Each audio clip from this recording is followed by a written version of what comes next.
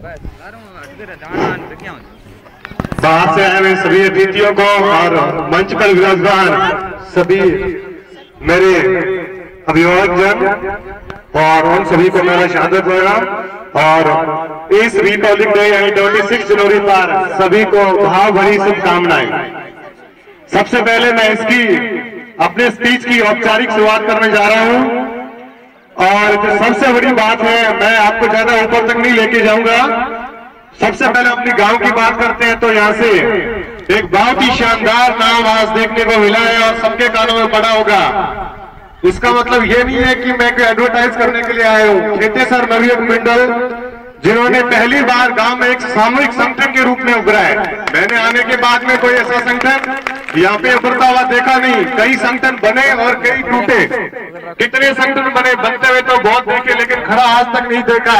अब जो एक दूर दूर से कई बिल्डिंग दिखाई देती है तो वो खेतेसर नवयुग मंडल की, जिन्होंने अपने मोहल्ले के अंदर स्ट्रीट लाइट की व्यवस्था की और इसके अंदर हनुमान जी मंदिर गेस्ट हाउस में पौधारोपण किया, इसलिए वो बधाई के पात्र हैं। सिर्फ मेरे कहने से क्या आप तालियों से उनका स्वागत नहीं करेंगे या क्या आपको अच्छा काम पसंद नहीं है? इसका मतलब तो यह है खेतेसर नवयुग मंडल ने कोई ऐसा काम कर दिया जो आपको पसंद नहीं है। सर छुपा के बैठो, ये तो बहुत ही अच्छा काम है जिसके लिए आपको तालियों से उनकी दाद देनी चाहिए ताकि और भी लोग ज्यादा प्रोत्साहित हो ऐसा काम करने के लिए। खेतेसर नवयुग मंडल जो अभी बना है वो इसका मतलब ये नहीं है कोई भी उससे जुड़ सकता है और पूरे गांव का एक संगठन है।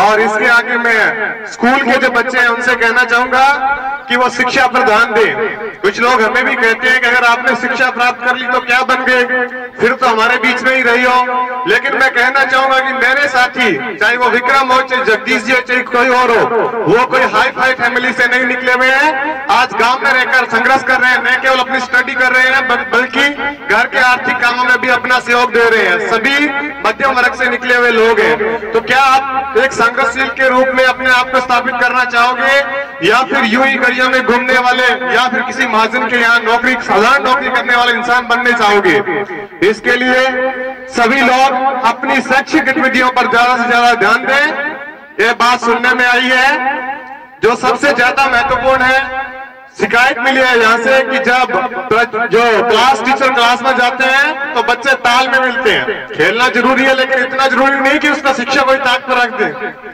क्रिकेट चाहे कोई भी गेम हो, इंपॉर्टेंस सबकी है, वो अपनी जगह है, लेकिन इसके साथ साथ में आपको एजुकेशन पर भी बहुत ज्यादा ध्यान देने की आवश्यकता है। और एक जो सबसे महत्वपूर्ण बात अभी जो थोड़े समय पहले मेरे आंखों के सामने घटी, वो सिर्फ मेरे ही नहीं, यहाँ बैठे सारे लोगों की आत्मा को झकझोरने वाला दृश्य जो सामने आया था। मिस्टर घनश्याम जिसने अपनी व्यथा यहाँ पे व्यक्त की, मैं पूछना चाहूंगा उसकी इस हालत के लिए जिम्मेवार उन लोगों के लिए कि क्या वह उसके लौटे हुए 2 साल लौटा सकते हैं? क्या वह उसके गए हुए 2 साल लौटा सकते हैं? उसको जरूरत पैसे की नहीं है, उसको जरूरत उस समय थी भावात्मक संबल देने की। जब उसके नाना जी इसको कंधों पर बैठा के यहाँ पे लेके आए तो मैं पूछना चाहूंगा उन सभी जिम्मेवार लोगों से, कहां थे वो लोग? अध्यापक बनने से पहले इंसान बनना जरूरी है। अगर आप इंसान नहीं हो तो अध्यापक बनने की कोई बात ही नहीं उठती। अब मैं ये किसी का नाम नहीं लेना चाहूंगा, ऊपर से लेकर नीचे तक पूरा सिस्टम है। मैं आप लोगों से क्वेश्चन करूंगा, क्या राजकाज के जो नियम है वो इतने महत्वपूर्ण है कि किसी बच्चे का कैरियर बर्बाद कर दिया जाए? क्या अपनी नौकरी इतनी महत्वपूर्ण है कि दूसरे किसी बच्चे का जीवन बर्बाद करने दिया जाए? इनको सोचना चाहिए अपने दिल पे हाथ रख के कि अगर मेरा बच्चा वहां पे होता तो क्या होता। क्या इनके सीने पत्थर के बने हुए? क्या ये सोच नहीं पा रहे? मैं तो ऊपर से लेके नीचे तक पूरा हिल गया हूं। लानत है ऐसी जिंदगी पर जो हाथ में आए किसी का भला करने का ऐसे अवसर से चूक जाए। अब कुछ नहीं किया जा सकता। अब जो कुछ किया जा रहा है वो ये है कि जो बीते हुए टाइम है उसकी रिकवरी नहीं की जा सकती, बल्कि नए उसको अब वर्तमान में उसको आगे से अच्छी शिक्षा दी जा सकती है। कुछ दुलाराम जी थे, उन्होंने उसकी शिक्षा का भार उठाया। इसी क्रम में जगदीश जी ने उनको मुफ्त कंप्यूटर एजुकेशन देने की भी घोषणा की। उन्होंने कहा कि आगे एजुकेशन का वो उठाएंगे, आगे का जिम्मा कंप्यूटर एजुकेशन का। तो ये सब बहुत ही सराहनीय कार्य है और इसमें सिर्फ इनकी नहीं, कहीं ना कहीं अगर जड़ में जाए तो हम भी इसके दोषी माने जाते हैं कि क्यों ये मैटर 2 साल तक लोगों की नजरों में नहीं आया।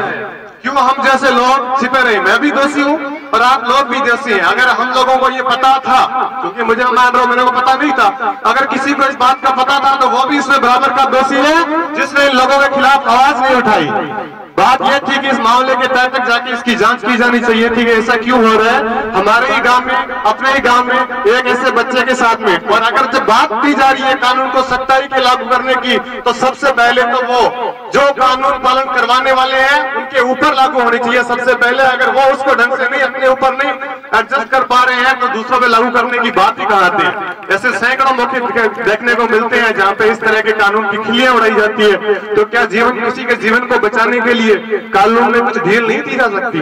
ये बहुत सारे क्वेश्चन है जो मैं सिर्फ आप पे छोड़ के जा रहा हूँ। ज्यादा आपका ये टाइम नहीं लूंगा। और इस प्रोग्राम में जो अच्छा खासा चल रहा है, कुछ लोग कहेंगे शायद बीच में आ गया इस तरह से, लेकिन नहीं, ये क्रांतिकारी भावना है जो जब कभी मेरे को मौका मिलता है, गांव की बहुत सारी समस्याएं मैं उठाने की कोशिश करता हूं, हर मुद्दे पर, हर मंच पर मैं सिर्फ अपना विचार दे सकता हूं। कभी कभी लोग यह भी सुनने को मिलते हैं कि आप खुद इस सेक्टर में क्यों नहीं आ जाते, तो मैं अपने बुजुर्गों से कहूंगा अगर हम इस सेक्टर में आएंगे तो आप क्या खाएंगे। कहने का मतलब है अब हमारा टाइम अपने कैरियर पे ध्यान देने का है, अपने काम पर ध्यान देने का है। ये काम आप लोगों का है, नहीं कहना चाहिए लेकिन सभी लोगों का नाम नहीं है। ऐसे लोग जिनको गांव के रुचिकर और क्रिएटिव कार्यों में ध्यान रखना चाहिए, वो अगर मुझे गांव में कोई कहना नहीं चाहिए, प्लेइंग कार्ड्स जो कहते हैं, जो पढ़े लिखे हैं वो समझ रहे हैं, वो खेलते हुए नजर आते हैं। मेरे लिए तो ये बहुत ही शर्म की बात है। अगर आपके लिए हो तो एक बार तालियां जरूर बजा दीजिएगा।